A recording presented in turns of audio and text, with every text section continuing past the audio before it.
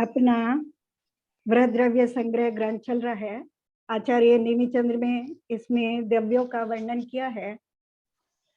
पहला अधिकार हमारा हमने पढ़ा तो वहाँ दो द्रव्य, जीव और अजीव दो द्रव्य बताए आचार्य ने।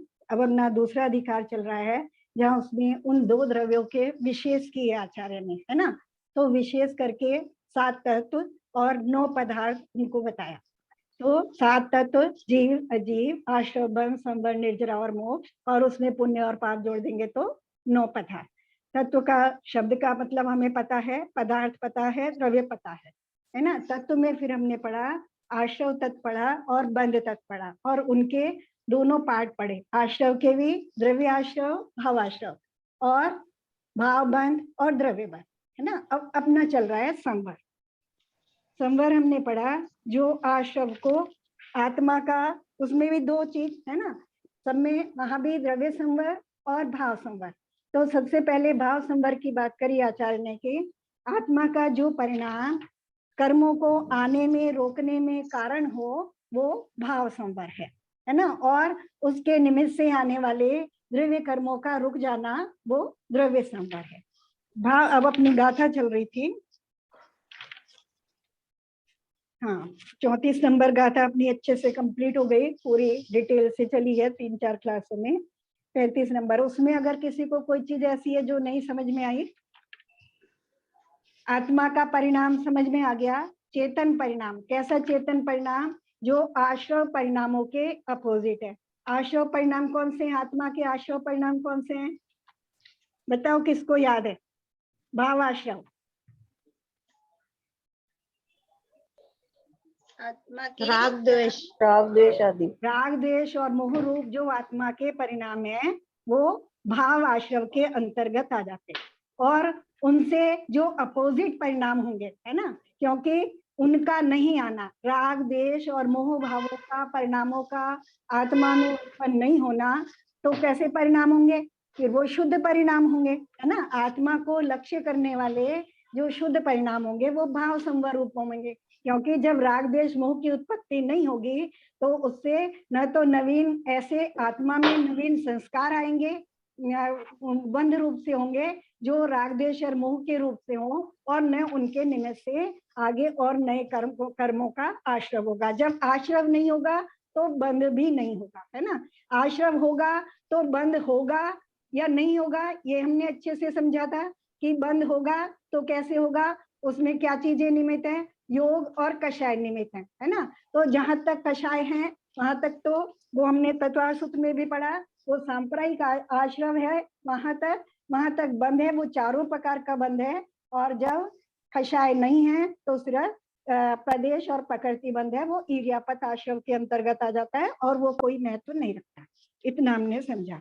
अब उस भाव संवर के भी विशेष करते हैं, है ना। जैसे हमने द्रव्य आश्रव है, द्रव्य आश्रव के भाव आश्रव है, उसके हमने अंतर कर दिया उसमें परिणामों में। जो आत्मा के परिणाम है हमने उसमें कहा कोई परिणाम राग रूप है, कोई द्वेष रूप है ना, कोई मोह रूप है, उसमें भेद कर दिए। उसमें भी कोई कषायो सहित है, कोई अविरति सहित है, कोई प्रमाद सहित है, ऐसे हमने उन परिणामों के भेद कर दिए।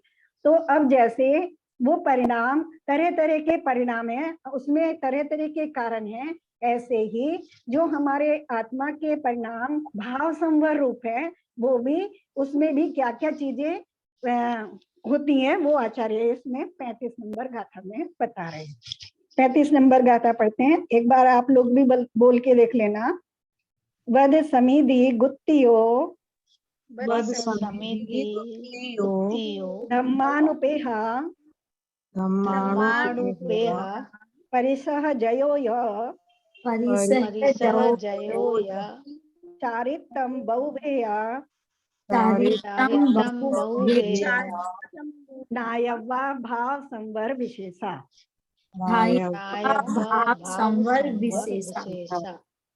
वद समिति गुत्तियो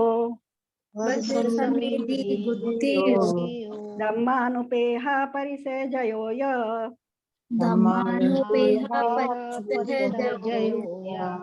चारित्तम बहुभेया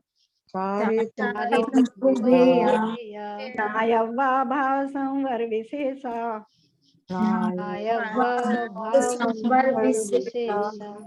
शब्दार्थ देखते हैं, है ना। वध, वध मने व्रत, समिधि समिति, गुत्तियो गुप्तियां, है ना। तीन शब्द है, वध समिधि गुत्तियो। वध मने व्रत, समिति मने समितियां, गुत्तियो मने गुप्तियां, है ना। इनके नाम और थोड़े थोड़े अर्थ अच्छे से पता है, सबको व्रत पता है। व्रत किसे, व्रत कौन से होते हैं? 5 व्रत। हाँ, कौन कौन से? देवव्रत, अनुव्रत। नहीं, ये वाले नहीं। यहाँ व्रत समिति गुप्ति इनकी बात चल रही है। व्रत, व्रत किसे कहते हैं? व्रत की परिभाषा, जो हमारे कषायों को कम करने में नहीं, परिभाषा ये नहीं है। किसी अपेक्षा से हो जाता है, एक कभी अपेक्षा लगाएंगे तो यहाँ, लेकिन अपेक्षा की बात नहीं हो रही है, यहाँ बात हो रही है। बहुत बार मैंने ये एक लाइन में परिभाषा बहुत बार बताई।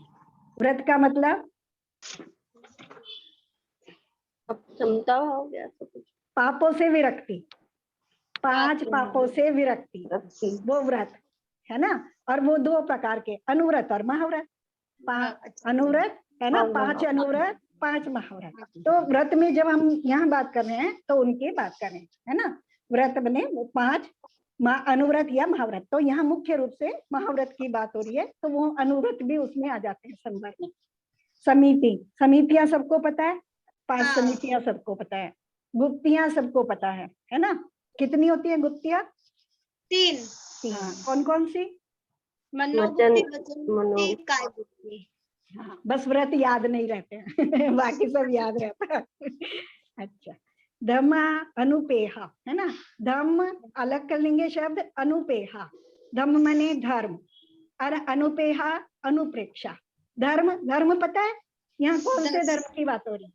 10 धर्म की। हाँ, 10 धर्म की। किस हिसाब से? क्योंकि बात चल रही है व्रत समिति गुप्ति, तो उस तरह का विषय चल रहा है ना। यहाँ उस धर्म की बात नहीं हो रही है जहाँ हम कहते हैं वस्तु स्वभावो धर्मो, है ना। उस धर्म की बात नहीं हो रही है, या वैसे।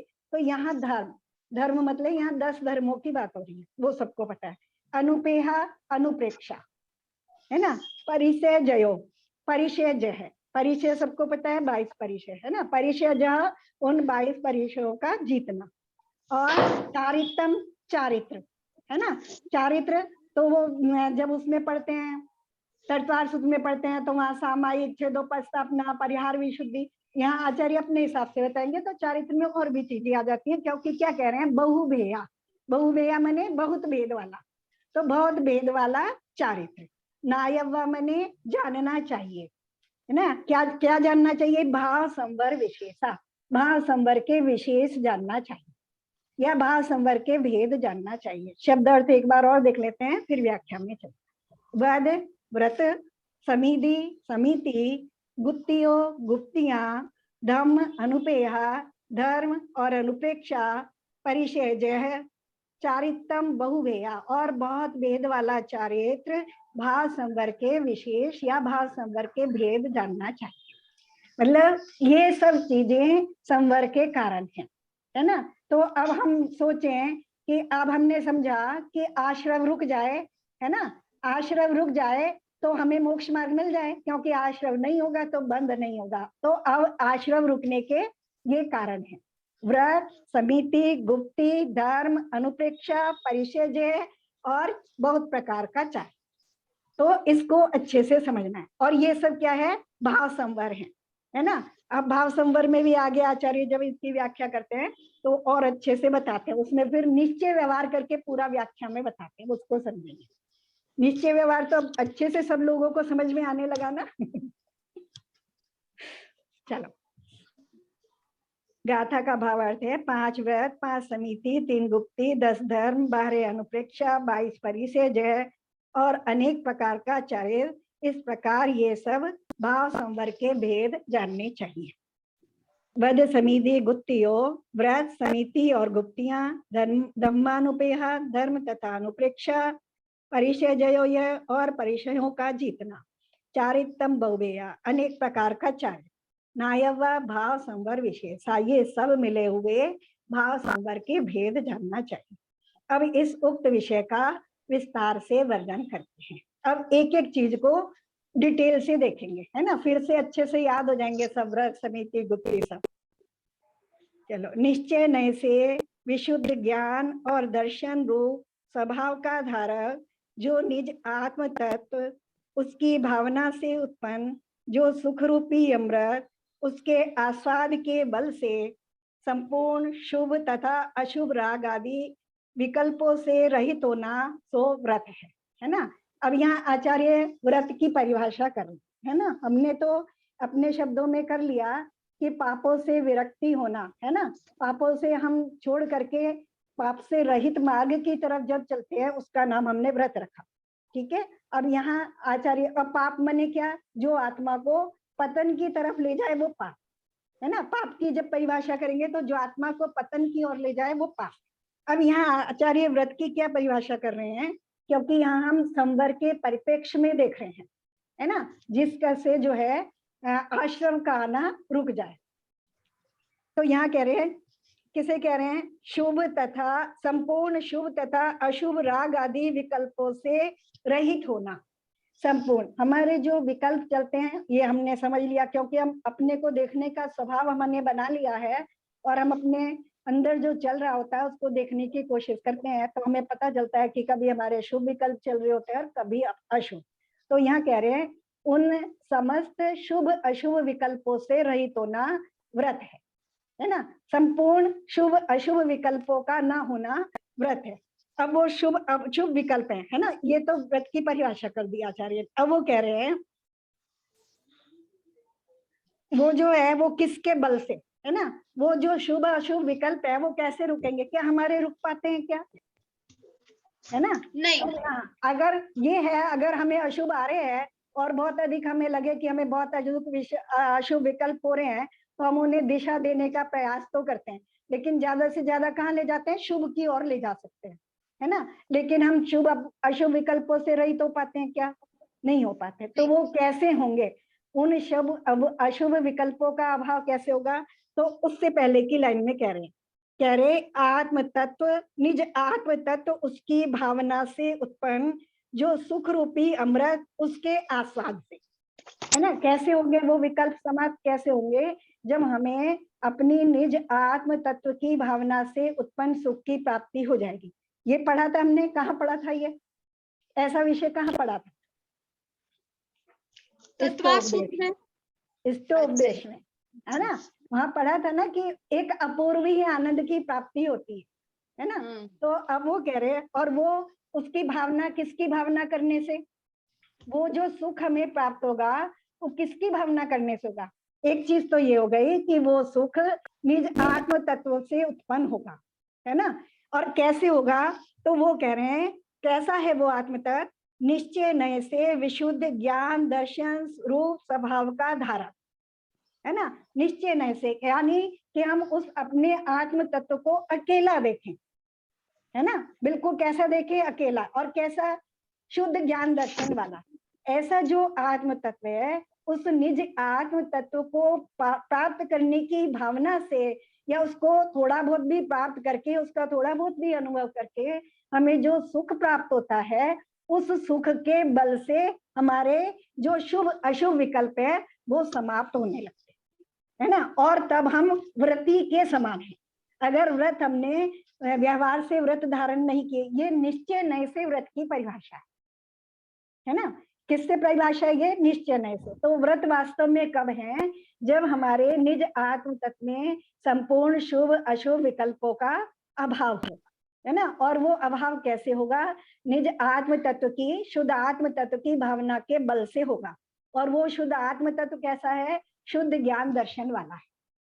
ठीक है, ये होगी हमारी दो लाइनें। अच्छे से समझ में आई ना, क्योंकि वही चीजें बार बार रिपीट होती है ना, तो अच्छे से समझ में आ गई। अब ये तो हो गई निश्चय नय से बात। अब व्यवहार से कह रहे हैं, और व्यवहार से उस निश्चय व्रत को साधने वाला हिंसा, अनर्थ यानी झूठ, चोरी, अभ्रम और परिग्रह से जीवन पर्यंत रहितता रूप लक्षण का धारक 5 प्रकार का व्रत है।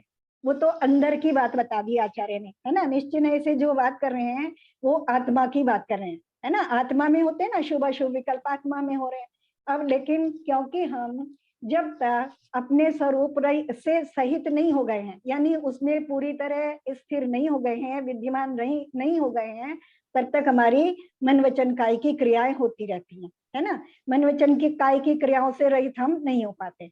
तो वो हमारी क्रियाएं जो है मन वचन काय के साथ मिलकर के जो आत्मा के शुभ परिणाम रूप क्रियाएं हो रही हैं, उनको वो क्या है, साधन है ना। और वो साधन वो क्या है, वो व्यवहार से महाव्रत है, ठीक है। व्यवहार से महाव्रतों का पालन। तो महाव्रत कौन से हैं?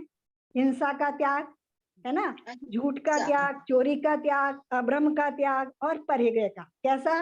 जीवन पर्यंत। जीवन पर्यंत अगर हमने एक देश त्याग किया तो अनुव्रत रूप है, और संपूर्ण रूप से पांचों पापों का जीवन पर्यंत के लिए त्याग किया है तो वो महाव्रत रूप है। और कैसे? व्यवहार से, है ना, क्योंकि उसमें मन वचन काय की क्रिया ऐड है ना। और दो चीजें मिलाकर के जब कार्य होता है तो वो व्यवहार से, व्यवहार कथन से कहा जाता है, ठीक है। कारण में कार्य का उपचार करके जो कथन किया जा रहा है वो व्यवहारने का कथन है। आंटी ये महाव्रत होते हैं वो श्रावक का नहीं होता है ना, मुनियों का होता है ना? महाव्रत मुनियों के होते हैं, जो जिन्होंने महाव्रत धारण कर लिए वो मुनि कहलाते हैं। आर्यकाओं के भी महाव्रत कहे जाते हैं, लेकिन उपचार से कहे जाते हैं। उपचार से कहे जाते हैं। चले, महाव्रत समझ में आ गए, है ना। तो ऐसे जो आत्मा के परिणाम हैं और जो उस आत्मा से जो आत्मा उस शरीर के साथ इन बाहरी क्रियाओं को भी धारण किए 5 महाव्रत रूप, वो क्या है? वो व्रती है और उसके संवर का भाव, संवर का सद्भाव है ना। उसको कर्मों के आने का आश्रय बंद हो गया तो वो भाव संवर रूप है। ऐसे वो परिणाम भाव संवर रूप है और वो क्रियाएं भी भाव संवर में कारण है। तो व्रत हो गया पहले। अब आगे चलते हैं। निश्चय नय की विवक्षा से अनंत ज्ञान आदि स्वभाव का धारक जो निज आत्म तत्व है, उसमें सम यानी भले प्रकार अर्थात समस्त राग आदि विभावों के त्याग द्वारा आत्मा में लीन होना, आत्मा का ध्यान करना, आत्म रूप होना आदि रूप से जो अयन कहिए गमन अर्थात परिणमन सो समीति है ना। अब यहाँ भी वही बात कर रहे हैं, जो निज आत्म तत्व है ना। भगवान के गुणों की यहाँ बात नहीं कर रहे हैं, जिन्हें अरहंत की बात भी नहीं कर रहे हैं, सिद्ध की नहीं कर रहे हैं, आचार्य उपाध्याय की, परमेष्टि की नहीं बात कर रहे हैं, निज आत्म तत्व की बात कर रहे हैं, है ना। निश्चय नय से बात कर रहे हैं तो और किसी की नहीं, निज आत्म तत्व की बात कर रहे हैं। और कैसा वो निज आत्म तत्व? जो अनंत ज्ञान के, ज्ञान आदि गुणों का धारक है ना। उसमें सम यानी भले प्रकार से। भले प्रकार से, भले प्रकार से कैसे होंगे? अगर हम अपने शुद्ध भावों में टिकेंगे तो भले प्रकार से अगर टिकेंगे, अच्छे से टिक जाएंगे तो क्या होगा? विभावों का अभाव हो जाएगा, उस समय विभाव नहीं होंगे, है ना। तो क्या कह रहे हैं? विभावों के त्याग द्वारा आत्मा में लीन होना। अब इसको सबको लगा सकते हैं, किसी कोई कहेगा आत्मा में लीन है, कोई कहेगा आत्मा का ध्यान कर रहा है या आत्म रूप हो गए हैं, तो वो सब एक ही बात है। उन सबको एक तरह से वो शब्दों में बस बात कही जा रही है ना। आत्म रूप होना आदि रूप से जो अयन कहिए गमन अर्थात परिणमन। तो तीनों शब्द, अयन कहना, गमन कहना, परिणमन कहना, उसमें ठहर जाना, ये सब एक ही बात है ना। तो वो क्या है? वो समिति है, यानी समिति का समता पूर्वक इति मने रुक जाना, वो समिति है। तो ये शब्द उसका अर्थ भी हो गया है ना। तो परिणमन सो समिति है। तो ये किससे, कौन से नए से कथन हुआ? ये निश्चय नय से, है ना। जो निश्चय रूप समिति है वो अपने आत्मा के विभाव रही जो समता परिणाम है उनमें भली प्रकार से ठहर जाना, उसका नाम समिति है। और व्यवहार से उस निश्चय समिति के बहिरंग सहकारी कारणभूत और मूल आचार आदि चारित्र विषय ग्रंथों में कही हुई, है ना। दो चीजें बता दी कि उस अब उसमें भले प्रकार अपने परिणामों में कैसे ठहरेंगे, तो उसके लिए बाहर में जो साधन रूप है ना, वो कौन सा, और उनको आचार्यों ने कहा है? मूलाचार नामक ग्रंथों में कहा है। आचरण के ग्रंथों में जिनको कहा है, ऐसे चारित्र विषयक आदि ग्रंथ, उसमें मूलाचार भी है और भी ग्रंथ हैं आचार्यों के, जो आचरण के ग्रंथ हैं, उसमें इरिया, भाषा, एषणा, आदान निक्षेपण और उत्सर्ग, इन नामों की धारा 5 समितियां हैं। ये 5 समितियां किससे कहेंगे हम? व्यवहारण्य से। व्यवहारण्य से, क्योंकि ये साधनभूत है और शरीर भी इनमें निमित्त होता है ना। तो इस प्रकार से, इसलिए ये व्यवहार से, क्योंकि शरीर आत्मा दोनों को मिलाकर के कहा जा रहा है। क्योंकि अगर कोई अपने आत्मा के, शुद्ध आत्मा के परिणामों में ठहर नहीं रहा है, ठहरने का प्रयास भी नहीं कर रहा है, उसको जानता भी नहीं है, लेकिन इस तरह की जो बहिरंग क्रिया है ना, ईर्ष्या, एषणा आदि, तो वो तब समिति नहीं है ना। अगर वो बहिरंग कारण कब है? मान लो किसी के पास, उदाहरण के लिए समझें, किसी के पास गमन करने के लिए, जाने के लिए गाड़ी है ना, गाड़ी है, लेकिन वो जाता ही नहीं है गाड़ी से कभी, है ना, तो वो गाड़ी प्रयोजन भूत है क्या? नहीं, है ना। अगर वो जा रहा है, उसका यूज कर रहा है, तो गाड़ी प्रयोजन भूत है ना, और तब गाड़ी साधन रूप है। नहीं तो गाड़ी साधन रूप है क्या? नहीं है। अगर वो पैदल ही गमन कर रहा है तो पैर ही साधन रूप है, गाड़ी तो साधन रूप नहीं है ना। तो इसी तरह जब वो आत्मा अपने निस्वभाव में, निशुद्ध स्वभाव में, विभाव भावों से रहित होकर के ठहरने का प्रयास कर रहा है या ठहर रहा है, तब जो उसमें बहिरंग कारण है वो साधन रूप है, तो वो भी उपादेय है उस समय, और नहीं तो उपादेय नहीं है ना। अगर गाड़ी यूज ही नहीं करें तो गाड़ी का कोई महत्व नहीं है, कोई उपादेयपना नहीं है। तो इस तरह से निश्चय और व्यवहार दोनों को हम अच्छे से समझते हुए चलेंगे, है ना। यानी जो ये 5 समितियां हैं, जो ये बहिरंग है, मतलब तो व्यवहार से जो है, तो यही समितियां मतलब उसका उपादेय कारण बनती है, साधन रूप है, मतलब उसको पहुंचने के लिए, निज आत्म स्वरूप में स्थापित होने के लिए जो अपना होता है, मतलब मेरे को वर्ड बोलना नहीं आ रहा है। तो ये एक तरह से उपचार रूप, मतलब साधन रूप है उस स्थिति में पहुंचने के लिए। देखो, जैसे हमने अभी गाड़ी की बात करी, अगर किसी को गमन करना है ना, जाना है, और एक लंबे से टूर पे जाना है, ठीक है। अब उसके पास या तो वो पैदल गमन करे, है ना, या साधन के माध्यम से गमन करे, है ना। अगर वो पैदल गमन कर रहा है तो बहुत लंबा समय लेगा, है ना, और हो सकता है बीच में थक के ही बैठ जाए, ना जाए आगे। लेकिन अगर वो साधनों का यूज करेगा तो उसका मार्ग सरल हो जाएगा, है ना। तो पहले तो गमन करने वाले में गमन करने की योग्यता होना और उसका गमन रूप परिणमन होना, ये महत्वपूर्ण हुआ ना, है ना। फिर अब गमन करके शीघ्र उसे अपने लक्ष्य पे पहुंचना है, तो साधन महत्वपूर्ण हुआ ना, है ना। तो दोनों चीजें अपनी अपनी जगह महत्वपूर्ण है। लेकिन अगर कोई गमन करना ही नहीं चाहे और गमन करे भी नहीं, तो फिर साधन महत्वपूर्ण है क्या? है ना, तब साधन महत्वपूर्ण नहीं है। तो जो चीज जहां है उसको हम वैसे ही समझे, एक भी चीज को एक भी तरह से छोड़े नहीं, उसकी जहां उपयोगिता है उसको वहीं वैसा का वैसा समझे।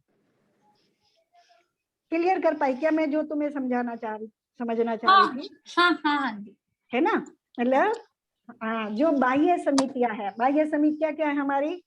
इरिया, भाषा, एषणा, है ना, ये सब हमें पता है। इरिया समिति किसे कहते हैं? थोड़ा तो याद होगा। हाँ, 4 हाथ देख के गमन करना इरिया समिति है ना। फिर भाषा समिति, वचन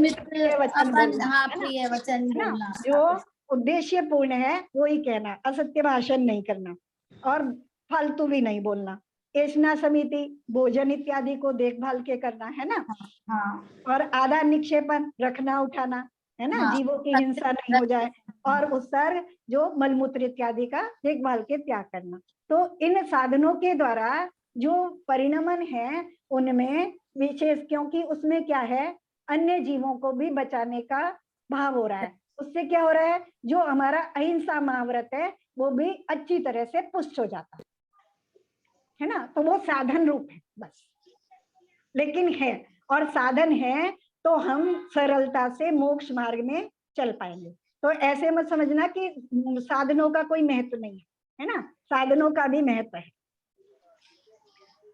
पर कोई साधन अगर यूज करते हैं वो और उनको पता ही नहीं है जाना का है, तो फिर उसका क्या मतलब है? मतलब देखो, जिसको कर पता रहे ही हैं नहीं, यूज, पर फिर पता ही नहीं है पर कि जाना का है। जिसको पता ही नहीं है तो वो तो गमन कर ही नहीं रहा है। जिसे लक्ष्य का नहीं पता पर फिर भी तो देख के मतलब दूसरों को देख के कर रहे हैं, मतलब ठीक है अभी बोला है हमारे धर्म में हम देखते हैं करते कर रहे हैं हम भी, पर हाँ, पता ही नहीं है कि क्या क्यों करना है, क्या करना है उसका हाँ, तो जो क्या लक्ष्य मतलब। रहित, हाँ, लक्ष्य रहित जो गमन हो रहा है, और लक्ष्य और ज्ञान के, लक्ष्य का निर्धारण किए बिना और ज्ञान के बिना जितनी क्रिया हो रही है वो बहुत सीमित फलदायी होती है ना, और वो मोक्ष मार्ग को प्रशस्त नहीं करती है। संसार मार्ग को थोड़ा सरल भले ही कर दें, लेकिन मोक्ष मार्ग को प्रशस्त नहीं करती है ना। तो उसमें बहुत अंतर है, बहुत ज्यादा अंतर है। एक बच्चे को जबरदस्ती डांट डूट के पढ़ाया जाए और एक बच्चा अपनी रुचि से स्वयं पढ़े, दोनों में कितना अंतर है। आंटी हमने समितियां तो हमने साधु मतलब मुनि महाराज के उसमें पढ़ी थी ना 5 समितियां, तो वो तो हाँ, ज्यादातर मतलब वो उन्हीं के उसमें आती है ना। हाँ, जो 13 प्रकार का चारित्र कथन किया जाता है ना, 13 प्रकार का, जिसमें 5 व्रत, 5 महाव्रत, 5 समिति और 3 गुप्ती। हाँ, ये 13 प्रकार का चारित्र है। ये मुनियों का चारित्र होता है। लेकिन जो उस मार्ग पे चल रहा है ना, जो अनुवृत्ति हो गया है, वो भी अनुव्रत के समय इनका अभ्यास करता है ना। और अगर हम अनुव्रति भी नहीं है और हमें भी, क्योंकि लेकिन हमारा लक्ष्य तो मोक्ष का है ना। एक दिन सबको, अभी बात तो कर रहे थे ना कि ये सब किराए के मकान में रह रहे हैं और सबको अपना अपने घर पहुंचना है ना। और जिसको अपने घर पहुंचना है तो उसे भी अपनी सामर्थ्य के अनुसार उनका पालन अवश्य करना चाहिए। ठीक है, तो पहले भी थोड़ा समझा हुआ था तो थोड़ा सा समझ में आ गया होगा। चलें आगे। अब निश्चय से, अब किसकी बात करेंगे? गुप्ती की, है ना। सरिता पूछ रही थी, तुम्हारा प्रश्न आ गया गुप्ती का। ठीक है, अब समझ लो दोनों निश्चय से व्यवहार से, है ना। निश्चय से सहज शुद्ध आत्मा की भावना रूप लक्षण के द्वारा गूढ़ स्थान में संसार के कारणभूत जो रागादि हैं, उनके भय से अपने आत्मा का जो गोपन, पच्छादन, जंपन, प्रवेशन अथवा रक्षण करना, सो गुप्ती है। निश्चय नय से बात कर रहे हैं, है ना। क्या है गुप्ती? मतलब गुप्त करना, है ना। शब्द से जैसे समझ में आ रहा, गुप्त करना यानी छिपा लेना। गुप्त करना, छिपाना, है ना। ढक देना, आच्छादन कर देना, झांप देना, ये सब उसी के शब्द है। तो किसको छिपा लेना? किसको छिपाना? किसकी बात कर रहे हैं? हमने पढ़ा ना अभी, निश्चय से सहज शुद्ध आत्मा की भावना रूप लक्षण के द्वारा गूढ़ स्थान में संसार के कारणभूत जो रागादि हैं, उनके भय से अपना आत्मा का जो गोपन, पच्छादन, झंपन, प्रवेशन अथवा रक्षण करना है, सो गुप्ती है ना। राग देश को छुपाना है। राग देश को छुपाना नहीं है। राग देश को छुपाना तो मायाचारी है। अरे राग देश को नहीं छुपाना है ना। क्या होता है, जब कोई बहुत कीमती वस्तु होती है ना, तो पड़ोसी की नजर में ना जाए तो हम उसे छुपा लेते हैं, है ना। पड़ोसी की नजर में ना आए तो उसे छुपा के रखते हैं ना। कीमती वस्तु को, जो बहुत महत्वपूर्ण है, उसको हम छुपा लेते हैं, है ना। तो अब यहाँ महत्वपूर्ण क्या है? आत्मा। निज आत्म तत्व। कैसा निज आत्म तत्व? शुद्ध आत्म तत्व, है ना। जो कैसा है?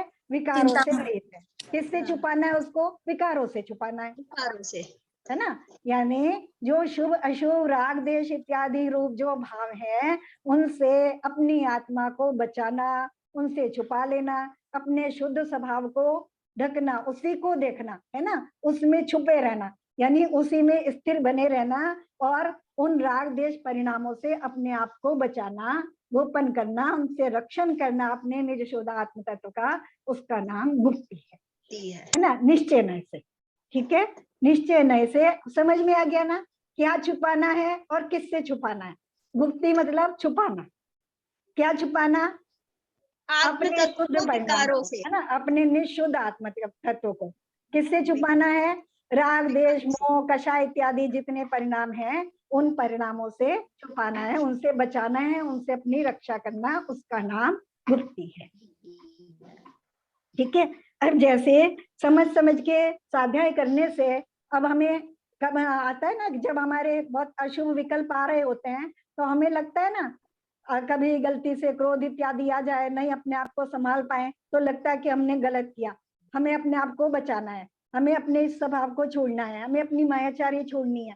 तो और अभी हम शुद्धात्म तत्व में नहीं जा पा रहे हैं, लेकिन फिर भी समझ रहे हैं कि ऐसे जो मेरे विभाव परिणाम है वो मेरे लिए दुख रूप है और मुझे उनसे बचना है ना। तो उस तरह का जो संस्कार डालना है, और ये ऊपर की जो गुप्ती की अवस्था है, ऐसी जो गुप्ती की अवस्था है वो ग्रस्तों में नहीं होती, लेकिन संस्कार शुरू से ही पड़ता है ना। जिसने मान लो ग्रेजुएशन किया, लेकिन उसने अभी तो पढ़ा ही होगा ना, है ना, भले ही आज उसने ग्रेजुएशन कर लिया या वो ग्रेजुएशन कर रहा है, लेकिन ए आ ई जानने का मतलब भी या ABCD जानने का भी उतना ही उपयोग आज भी जीवन में है ना। और जो पढ़ रहा है उसके लिए भी उपयोगी है। मान लो आज हम ABCD ही पढ़ रहे हैं, लेकिन ये ABCD भी हमारे लिए कभी तो उपयोगी होगी ना जब हम ग्रेजुएशन करेंगे, है ना। तो जब हम मुनिव्रत धारण करेंगे, है ना, जब महाव्रत समितियों को धारण करेंगे, तब ये हमारे लिए भी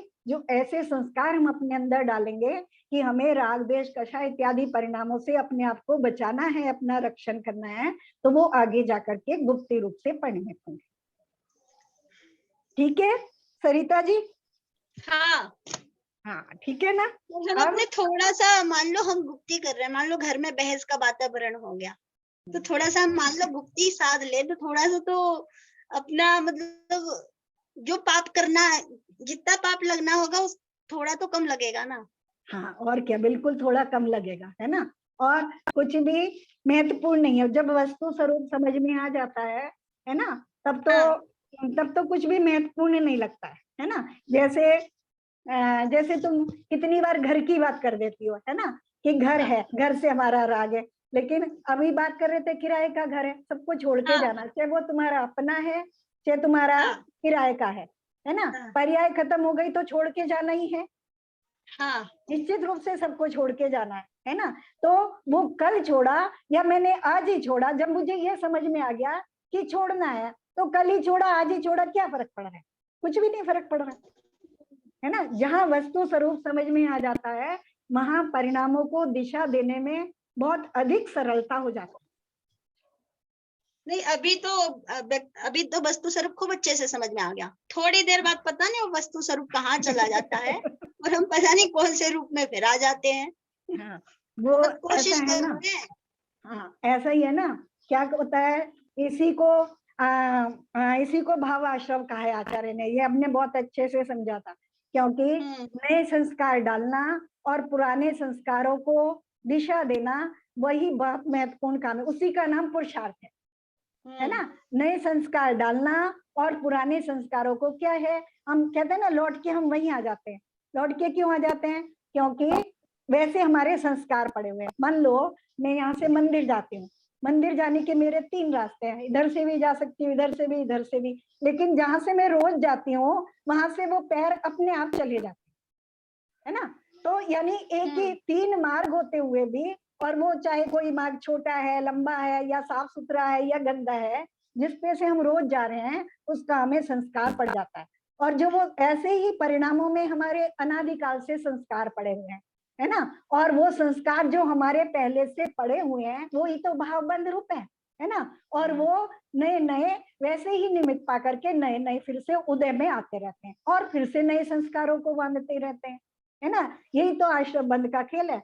और अब हमें नई दिशा देना हो, मान लो हम छोटे मार्ग के लालच में उधर से चले जाते हो, लेकिन उधर का मार्ग बहुत गंदा है या उसमें जानवर, कुत्ते इत्यादि बहुत रहते हैं, तो हमें नया संस्कार डालने के लिए आदत डालनी पड़ेगी ना, है ना।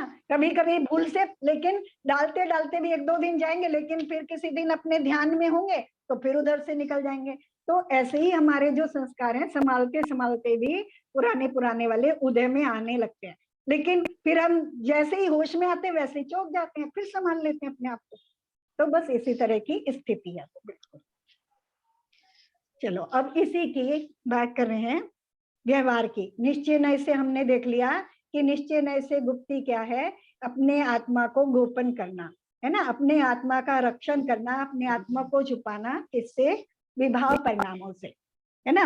अब उसमें बाहिरंग कारण मतलब साधन क्या होंगे, क्या चीज ऐसी होगी जो उसमें हमें सहायता करेगी उस कार्य को करने में। व्यवहार से बहिरंग साधन के अर्थ जो मन वचन तथा काय के व्यापार को रोकना सो गुप्ती है ना। ध्यान करने बैठ जाते हैं, है ना। अब हम अपने शरीर के अंगों को बिल्कुल हिलाए डुलाएंगे नहीं, है ना। जहाँ शरीर को हिला डुला नहीं रहे हैं, काय गुप्ती है।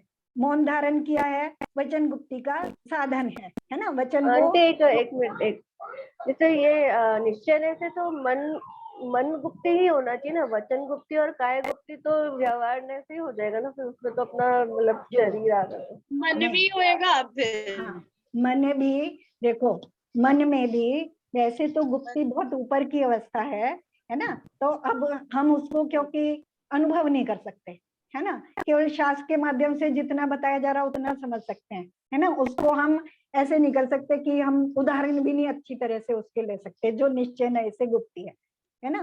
क्या है? मन गुप्ती, वचन गुप्ती और काय गुप्ती। जब मन में विकल्प ही उत्पन्न ना हो, है ना। अभी ऐसी स्थिति को हम जान सकते हैं क्या? हमारी तो कभी ऐसी होती नहीं है कि हम विकल्पों से रहित हो, है ना। तो मन में विकल्पों का उत्पन्न ही ना होना, यानी उन्होंने अपने आत्मा को अपने आत्मा में ऐसे साध लिया है कि अब उनके मन में विकल्प उत्पन्न नहीं, कैसे भी नहीं, शुभ भी नहीं, अशुभ भी नहीं, शुभ भी नहीं, इवन भगवान की उसके आराधना के भी नहीं, कोई विकल्प ही उत्पन्न नहीं होते मन में। वो मनोगुप्ती है ना। वचन गुप्ती, जब अंदर से कुछ भी वचन कहने का कोई भाव ही नहीं होता, है ना। एक तो वचन को रोकना, एक वचन के भाव उत्पन्न ना होना, बोलने के भाव उत्पन्न ना, एक तो मौन धारण करना, है ना, और एक बोलने के भाव ही उत्पन्न नहीं होना। ऐसे ही एक तो शरीर को स्थिर करके बैठ जाना ध्यान में, एक ऐसे कि अगर तूफान भी भयंकर चल रहा वो भी उस शरीर को हिला ना सके, वो काय गुप्ती है ना। तो वो बाहरी साधन। जिन मुनियों को तीनों गुप्तियां सिद्ध हो जाती हैं, है ना, इसको अच्छे से पढ़ना, तो शैनिक चारित्र में मिलेंगी ये पढ़ने के लिए। तो जो तीन गुप्तियों के धारक होते हैं, जिनको तीनों गुप्तियां सिद्ध हो जाती हैं, वो अवधि ज्ञानी होते हैं, वो उनको अवधि ज्ञान उत्पन्न हो जाता है। तो ये बहुत ऊपर की स्थिति है ना। और जो समितियां हैं वो गुप्तियों के लिए साधन है। मतलब गुप्तियां अगर देखें तो अगर जो अपने मतलब इस तरह का जिनकी संहनन होगा उनका, तो दीक्षा लेके सबसे पहले गुप्ती का अभ्यास करेंगे, है ना। जब गुप्ती में नहीं रह पाएंगे, यानी एक तरफ स्थिर होकर बैठ जाएंगे और मन वचन काय का गोपन करेंगे, अगर अब नहीं रह पा रहे हैं जिस समय, तब समितियों के माध्यम से आचरण करेंगे। तो समितियां उन गुप्तियों में का वो है, एक तरह से देखा जाए क्या कहेंगे उसको कि विकल्प है ना। गुप्ती में रह नहीं पा रहे हैं तो उस समय हम जितनी क्रिया करेंगे वो समिति रूप से करेंगे, ठीक है। तो ये हो गया हमारा व्रत, समिति, गुप्ती, है ना। ये संवर रूप है। भाव संवर के क्या पढ़ रहे हैं हम? भाव संवर के विशेष पढ़ रहे हैं, भाव संवर के भेद पढ़ रहे हैं, है ना। या भाव संवर कैसे होगा, यानी मेरे आत्मा के वो परिणाम कैसे होंगे और किस माध्यम से होंगे, दोनों चीज पढ़ रहे है ना। व्रत रूप परिणाम कैसे होंगे, समिति रूप परिणाम कैसे होंगे, गुप्ती रूप परिणाम कैसे होंगे, और उनके साधन कैसे होंगे जिनके माध्यम से संवर होगा। तो ये हो गया हमारा व्रत, समिति, गुप्ती।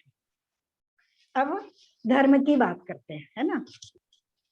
निश्चय से संसार में गिरते हुए आत्मा को जो धारण करे तो विशुद्ध ज्ञान तथा दर्शन लक्षण निशुद्ध आत्मा की भावना स्वरूप धर्म है ना।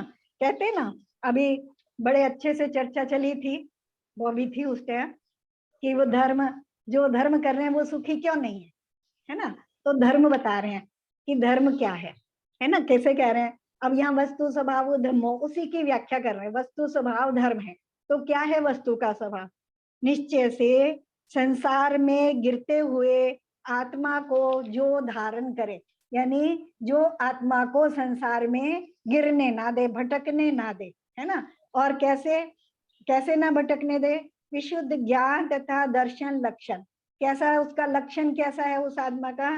विशुद्ध ज्ञान तथा दर्शन लक्षण निज शुद्ध आत्मा की भावना स्वरूप, है ना। वो आत्म धर्म क्या है? निज शुद्ध आत्मा की भावना स्वरूप है ना। कैसे, कैसी भावना? निशुद्ध आत्मा की। कैसी निशुद्ध आत्मा की भावना? जिसमें शुद्ध ज्ञान और शुद्ध दर्शन की बात चल रही है ना। ऐसे ऐसे आत्मा की जो भावना करके उसमें स्थिर होना चाह रहा है, उसमें स्थिर होने की भावना कर रहा है और अपने आप को संसार में पतन से रोक रहा है, वो धर्म में स्थित है। तो ऐसा जीव सुखी होगा कि नहीं होगा? है ना, सुखी होगा ना। तो जो धर्म को धारण किए है वो सुखी होगा। जो केवल क्रियाकांड कर रहा है वो सुखी हो भी सकता है और नहीं भी हो सकता है ना। लेकिन जिसने ऐसे धर्म को अपने अंदर में धारण कर लिया है, वो अंदर से, बाहर से दुख रूप दिखाई देता हुआ भी अंदर से सुखी है ना। जैसे हमने उसमें उदाहरण भी दिया था कि क्योंकि हमने सुख के स्वरूप को समझा नहीं है।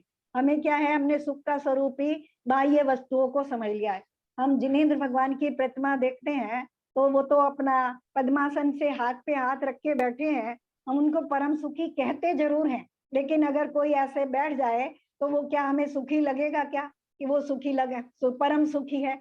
नहीं लगता, क्योंकि हमने ऐसे सुख की कल्पना नहीं की। हम ऐसे सुख को जानते भी नहीं है और उसकी कल्पना भी नहीं करते।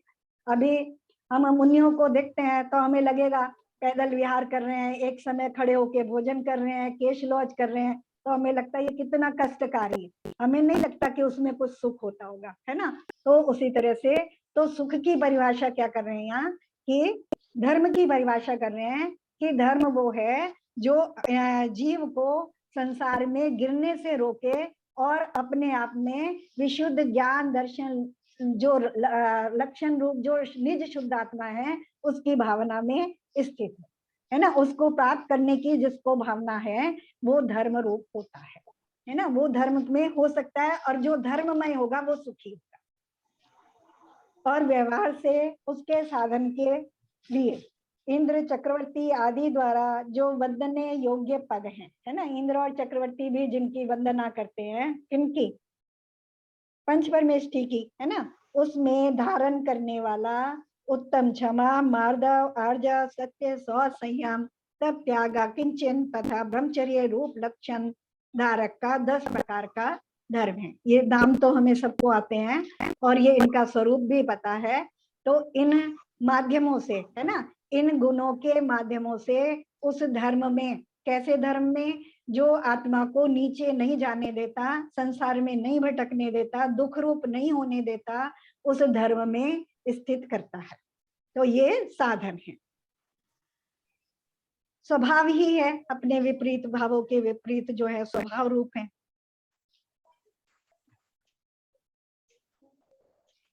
धर्म की है आगे व्याख्या कर रहे हैं ना, 10 धर्मों की व्याख्या कर रहे हैं आगे इसमें। यहीं तक करते हैं। तो अब अगली बार हम पढ़ेंगे 10 धर्मों का स्वरूप पढ़ेंगे, है ना। वैसे 10 धर्म हर बार हम 10 लक्षण में उसके बहुत अच्छे से व्याख्या सुनते हैं, तो ज्यादा जरूरत नहीं है समझने की, सबको आते हैं। यहाँ तक अगर कोई चीज ऐसी हो जो समझ में ना आई हो, क्या पढ़ रहे हैं हम? संवर तत्व पढ़ रहे हैं, है ना। संवर तत्व में क्या पढ़ रहे हैं? भाव संवर पढ़ रहे हैं। भाव संवर के विशेष पढ़ रहे हैं कि व्रत, समिति, गुप्ति, धर्म, अनुप्रेक्षा, परिचय और बहुत प्रकार का चारित्र जो है ये भाव संवर के विशेष हैं। ये ना भाव संवर में ही सब आ गया, व्रत, समिति, गुप्ति, धर्म और परिचय। तो द्रव्य संवर में क्या आएगा फिर? द्रव्य संवर में क्या आएगा वो आगे द्रव्य संवर बताएंगे ना आचार्य, तब बताएंगे। द्रव्य में क्या बताया ना इसमें, इसके बाद निर्जर ही ऐसा है। भाव और द्रव्य में क्या होता है? द्रव्य में तो शरीर से जो काय से जुड़े द्रव्य में हमने क्या चीजें ली थी? जो ये देखो पहले आचार्यों ने सबसे पहले क्या कहा था, तत्व क्या है ना? जो आचार्य ने कहा पहले बहुत अच्छे से बताया था कि जीव और अजीव दो ही द्रव्य कह देने थे, 7 तत्व क्यों कहे? 7 तत्व क्या है? जीव और अजीव द्रव्यों के विशेष है ना? यानी कुछ अवस्थाएं जीव और अजीव द्रव्यों को मिलने से बनी है, या जीव और पुद्गल को मिलने से बनी है, कुछ उनके अलग होने से बनी है ना? तो जब हमने आश्रव पढ़ा था तब भी मैंने बताया था, जहां भाव की बात कर रहे हैं वहां जीव की बात कर रहे हैं, है ना? जब दो चीजें मिलने से कोई चीज बनी, ठीक है, दो चीजें मिलने से, मान लो ये बनाते हैं ना वो दही और चीनी मिला के क्या बनाते हो? श्रीखंड। श्रीखंड बनाते हो तो वो दो जो श्रीखंड बना वो एक नई वस्तु है ना? जो श्रीखंड है वो दही है क्या? नहीं है। चीनी है क्या? है ना? नहीं है। लेकिन जो श्रीखंड बना वो एक अपने आप में एक नई वस्तु है, लेकिन उसमें दही और चीनी दोनों मिले हुए हैं, है ना? जब आप कहोगे तो दही और चीनी मिले हुए हैं, उसमें दो चीजों से मिलकर के बना है। अब अगर तुम श्रीखंड को के टेस्ट को बताओ, है ना, टेस्ट को बताओ, तो अगर तुम कहो कि ज्यादा खट्टा है ना, ज्यादा खट्टा है, तो तुम्हें क्या समझ में आ रहा है? किसकी बात कर रहे हैं? दही की। दही की बात कर रहे हैं। और अगर कहीं ज्यादा मीठा है? शक्कर की। तो शक्कर की। यानी दो चीजों से मिली हुई चीज में जब हम किसी एक चीज की अपेक्षा बात कर रहे हैं तो वो अलग अलग वस्तु के गुण की बात कर रहे हैं, उसके गुण की, उसके स्वभाव गुण की या विभाव गुण की, है ना? तो जब हम आश्रव तत्व की बात कर रहे हैं तो आश्रव तत्व श्रीखंड है, ठीक है? आश्रव तत्व श्रीखंड है। कैसे है वो? जीव और पुद्गल से मिलकर के बना है ना? आश्रव तत्व जो अवस्था है वो है, जैसे श्रीखंड है ना, ऐसे आश्रव तत्व भी वो है, उसमें तत्पना है, वह पना है, उसमें अपना टेस्ट है, अपना अस्तित्व है उसका, ठीक है? ऐसे ही, लेकिन वो दो चीजों से मिलकर बना है, जीव और पुद्गल से, ठीक है? अब ये जो उसमें जो जब हम जीव की बात करेंगे तो वो क्या होगा? भाव आश्रव होगा, है ना? और जब उसमें कर्मों की बात करेंगे तो वो क्या होगा? द्रव्य आश्रम होगा, ठीक है? ऐसे ही जब संवर में, संवर क्या है? वो तो दोनों का मिलना, एक दूसरे को मिलने की जो योग्यता है वो आश्रम है। एक दूसरे का मिल जाना, एक रूप हो जाना, वो बंध है ना? अब उन दोनों का मिलने की योग्यता ना होना, है ना? मिलने की योग्यता ना क्या होना? मान लो दही बहुत खट्टी हो गई, बहुत ज्यादा खट्टी हो गई, तो अब आप उससे श्रीखंड बनाओगे क्या? नहीं बनाओगे, है ना? या दही अभी ठीक से जमी नहीं है तो क्या श्रीखंड बनाओगे क्या? नहीं, है ना? तो उसमें उसकी योग्यता होना, तो जो उसमें जीव की योग्यता है वो मतलब कर्मों के दही चीनी में मिलने की योग्यता ना होना, यानी द्रव्य कर्मों का ना आना, है ना? वो जो जीव की योग्यता है वो भाव संवर है, और कर्मों का आना रुक जाना, है ना? अब दही तो है सब तरह से अच्छी है, लेकिन उसमें मुझे चीनी डालनी है 1 कटोरी और मेरे पास चीनी 2 चम्मच ही है ना? या चीनी कुछ हो गया है, जैसे कोई भी और कारण हो, तो अब उदाहरण को बहुत अच्छे से नहीं समझ सकते, लेकिन थोड़ा सा समझ में आ रहा होगा। तो जो द्रव्य कर्म है उनका आना रुक जाना वो द्रव्य संवर, है ना? जैसे नाव का उदाहरण आचार्य ने दिया ही था, उसको हमने बहुत बार सुना और समझा, है ना? जैसे जो छिद्र हैं वो क्या है? नाव के छिद्र हैं, वो भाव आश्रव रूप है, उनमें से पानी का आना वो द्रव्य आश्रव है। नाव का जो स्पेस है वो भाव बंद है, उसमें पानी का रुक जाना वो द्रव्य बंद है। अब छिद्रों का बंद हो जाना वो भाव संवर है, और पानी का आना रुक जाना वो द्रव्य संवर, यानी कर्मों का आना रुक जाना। अब कर्म के परमाणु आने रुक गए हैं, जिस जिस भी कर्म के आने परमाणु रुक गए हैं उतना उतना संवर है ना? वो द्रव्य संवर है। क्लियर हुआ द्रव्य संवर क्या है ना? आचार्य आगे बताएंगे तो है ही, कुछ कुछ हुआ, चलो कुछ कुछ ही सही।